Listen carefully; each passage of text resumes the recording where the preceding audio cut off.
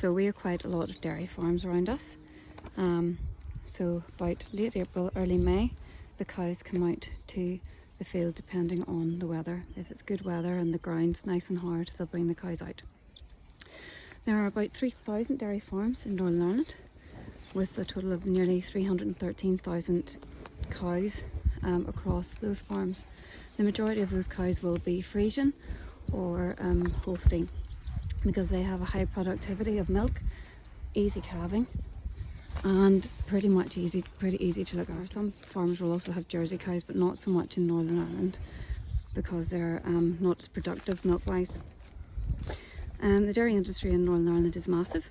It brings in about £926 million every year on milk and milk products, and the biggest product that it would have would be powdered milk, or cheese is actually the second biggest product. Now, in order for the milk production to keep up, the cow has to produce a calf at least every year. So the farmer will have to breed the cow either through artificial insemination or embryo transfer, or even using a bull, in order for it to produce a calf nearly every year. And then once the calf is born, it only gets to stay with the mother for at the very most 24 hours.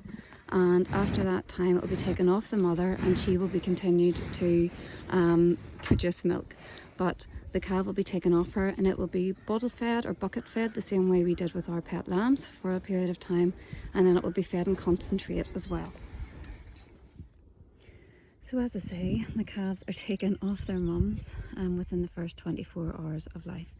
They are first given they're given the first milk from their mum, also known as colostrum, because it's really rich in antibodies and nutrients, which helps the cow to develop and prevents it getting diseases within the first few hours of its life. It's then bottle fed or bucket fed with replacement milk, and they'll move on to concentrate, and then they'll eventually be brought out and moved on to grass. These calves are all female calves known as heifers, and they will have been born last summer or autumn. And basically they will act as replacement for the herds that if any of the older cows die, they will be replacement heifers for that.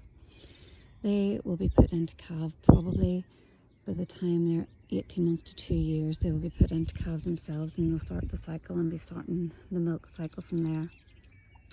Male calves are generally sold on.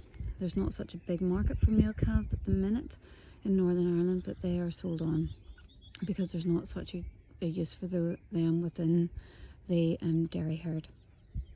So these are the replacements. Each cow or each calf has 2 tags in its ears. They'll be put on the calf within the first 36 hours of its life. They have a unique number on each tag, and that number basically is its unique number for that herd, and it will help the farmer to keep record of when it was born, who its mother was, who its father was, what food it's eating, how much milk it produces, how many calves it's had, and what medication it has received. So it's a really good way of keeping track. You can see they're very inquisitive animals. They're actually quite cute. They're very inquisitive animals, especially whenever they're at this younger stage.